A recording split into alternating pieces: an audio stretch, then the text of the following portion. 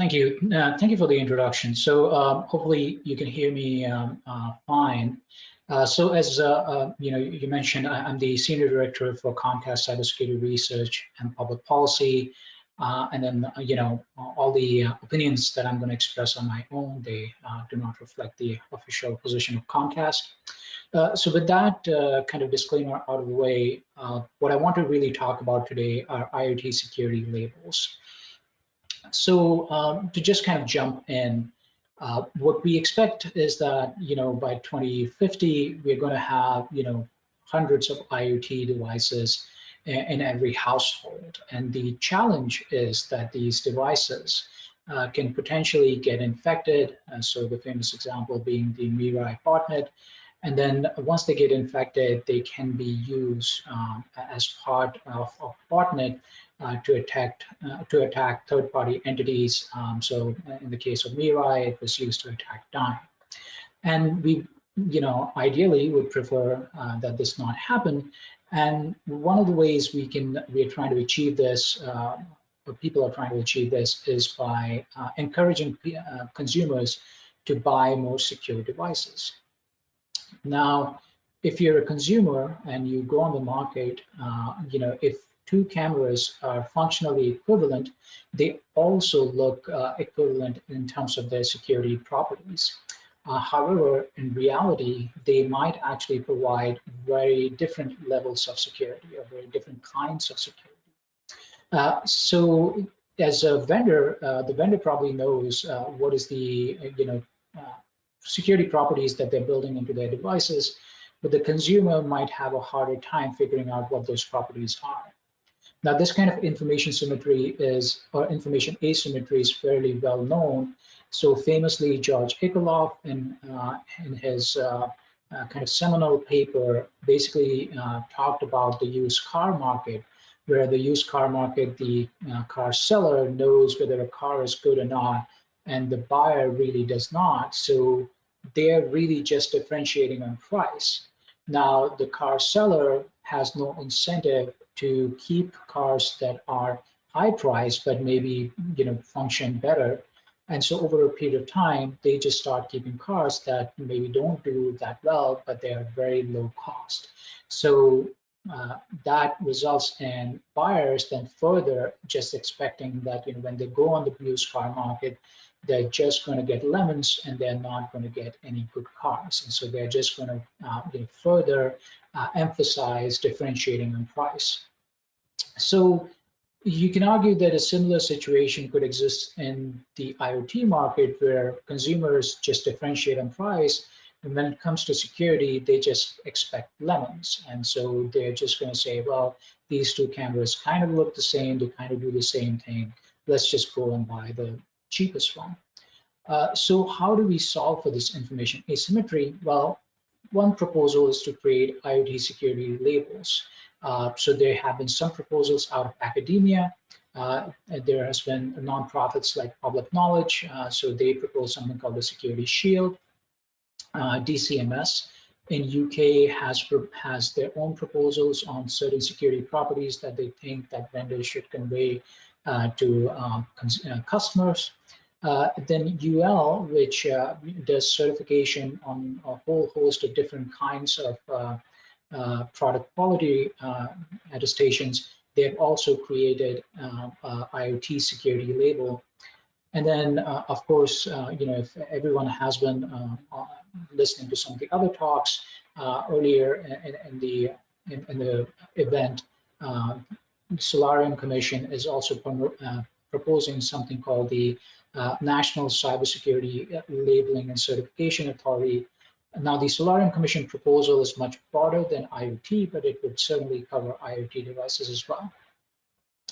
So the challenge here is that, even if we all agree that IoT security labels are the way to solve for the information asymmetry, there's no single definition of security. It's not like energy consumption, so it doesn't have a unit. So we have to come up with a way of defining what is quote unquote security. Well, one way to do that is to use proxies like standards and certification.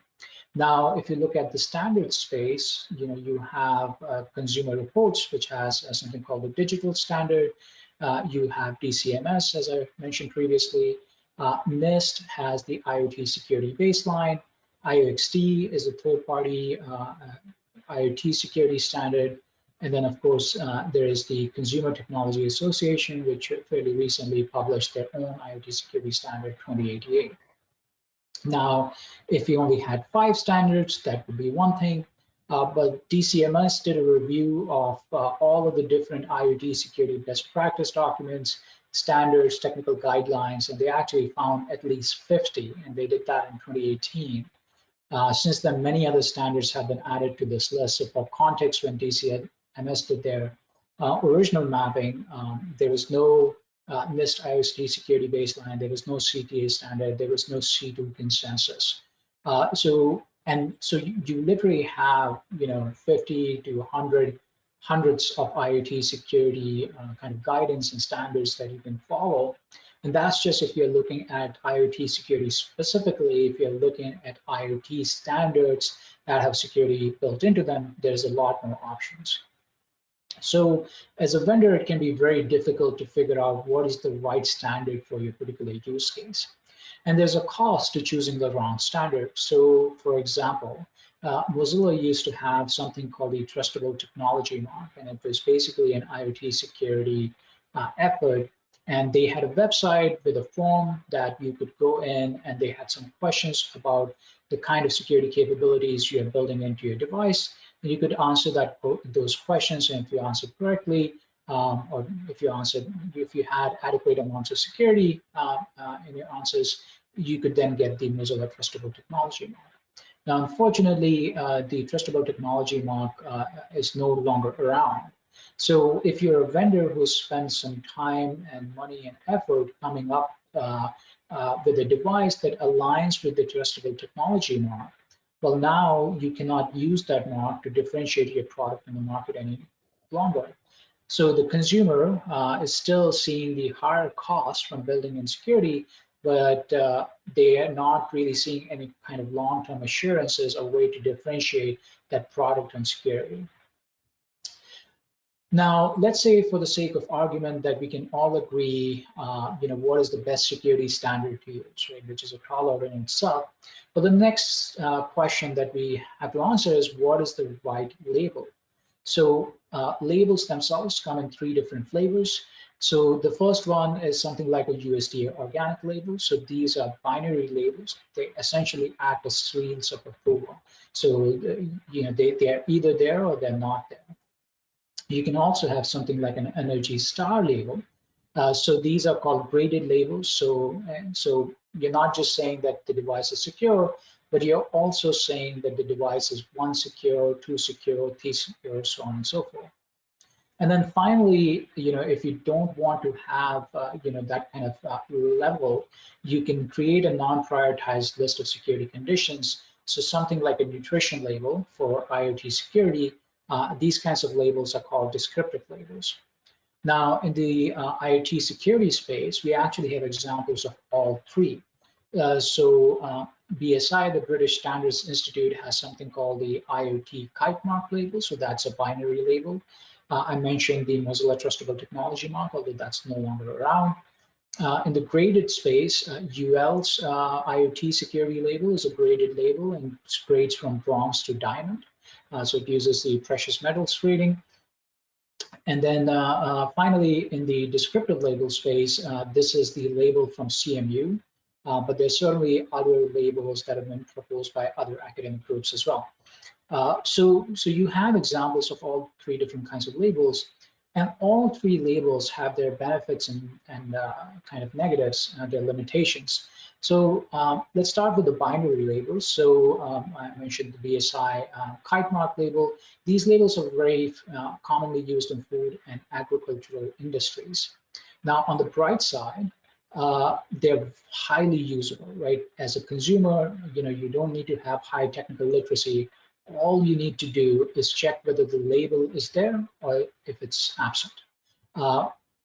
They're their usefulness correlates with consumer awareness. So the more consumers know about the existence of the label, the more likely they are going to check for the label itself. They have certain limitations though, so they can create a false sense of security.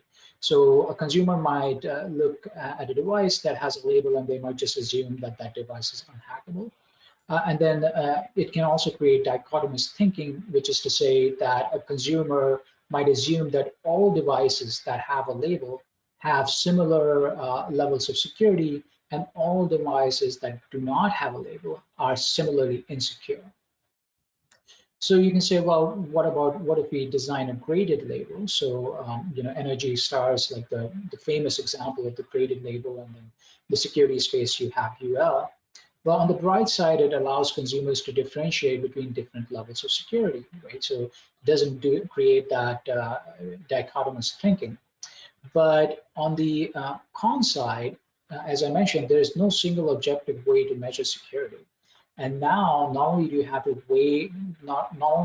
come up with a way to define what is secure versus insecure, but then you also have to come up with a way to say, oh, this is secure 1 versus secure 2 versus secure 3. And that can be very challenging. There's also some research, so there's only one paper that has looked at the relative effectiveness of binary labels versus graded labels versus descriptive labels at informing consumer behaviors in IoT security. And that particular paper, they found that consumers tend to penalize devices that have the lowest rating. So consumers were willing to pay a higher price for a device that had no label whatsoever compared to a device that had the lowest rated label. Finally, you have the descriptive label, right? So something like the nutrition label. So with these labels on the bright side, they communicate the most amount of information to the consumer. The other benefit is that their effectiveness is correlated with the perceived risk of the IoT device. So the more risky a consumer thinks the device is, the more likely they're going to pay attention to the information on that label. But they have this issue that they tend to be the least usable of all the labels. Now, if you're going to outline a bunch of different security properties, the consumer needs to have some amount of technical literacy. Right, so it's not just awareness, right? Even if they're aware of that the label exists, they also need to be able to understand what the different items listed on that label actually mean. And then, of course, they have to spend some amount of time figuring out whether the items listed on that label are relevant to their use case, and so they have to spend some time figuring that out. So, like I said, all three labels have their benefits and negatives. Now, again, let's assume for the sake of argument, we assume that there is a way to figure out which label is the right way to approach IoT security labels. The next thing that we have to solve for is the content of the labels themselves. So let's start with icons. So if you have a binary label, you can use a general icon, right? So if you look at the BSI's Internet IoT security label, it's just using your standard BSI label. Right? It's not security specific in any shape or form. The advantage here is that consumers who are already aware of the BSI label, you don't need to do a separate awareness campaign for them that targets security. But they are already aware that the BSI label has a certain,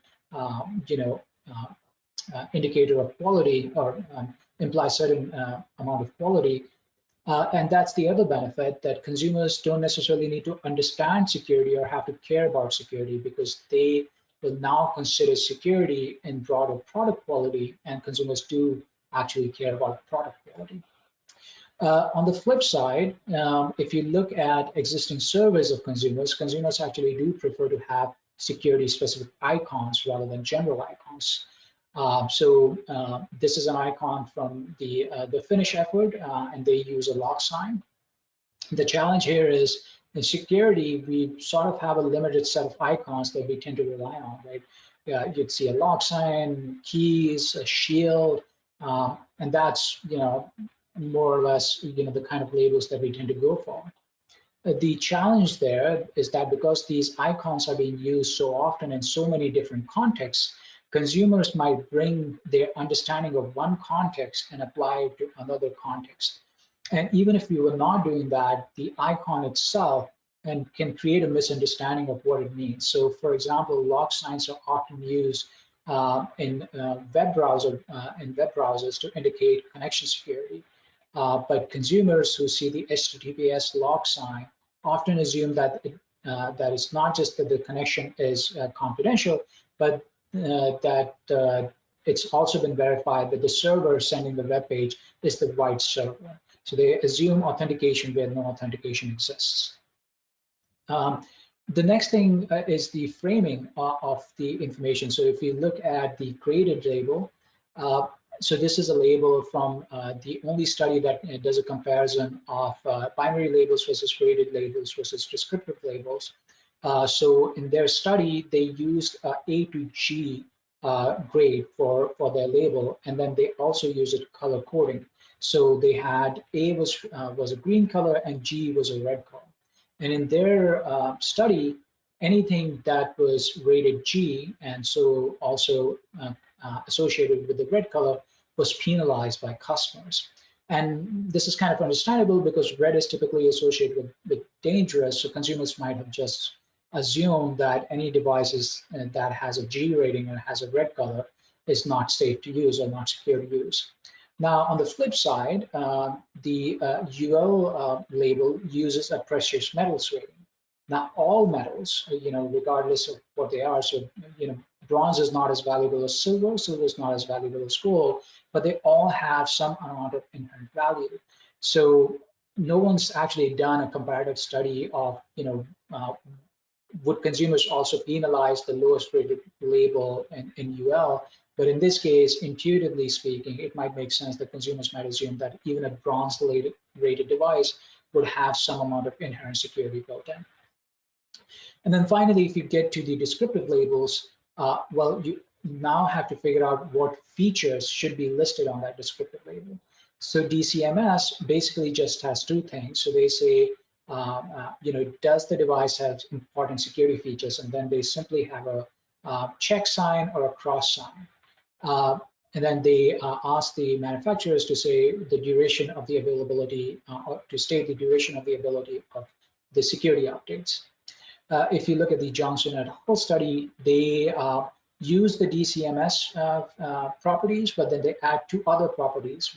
One is, does the device connect directly to the internet, and whether the information being collected by the device is also being shared with third parties. Now, if you look at the CMU label, they look at a completely different set of features. So they look at things like firmware version, and then update date, and so on and so forth. So you can convey a whole host of different properties to the consumer as part of a descriptive label, and you have to figure out what are the properties that are going to be relevant, that are going to be interpreted correctly by average consumer. So what does all of this mean? So as I pointed out, right, when you're designing a label, you have lots of design elements that you have to contend with.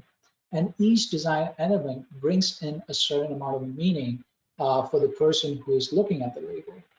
And so because we have so little research in how these design elements are going to be interpreted on an IoT security label, well, then we need to do two things. Of course, we should do much more research on how to design these labels and then compare the effectiveness of different designs, and not just across a single label type, but across multiple different label types. But in the meantime, one of the things that we can do is reduce the number of design elements that we use in a label. So just minimize the number of design elements you're going to use. And that kind of gets to my second point, which is we need to test these labels for usability. So you have to consider what is the technical literacy of the consumer that you're designing for.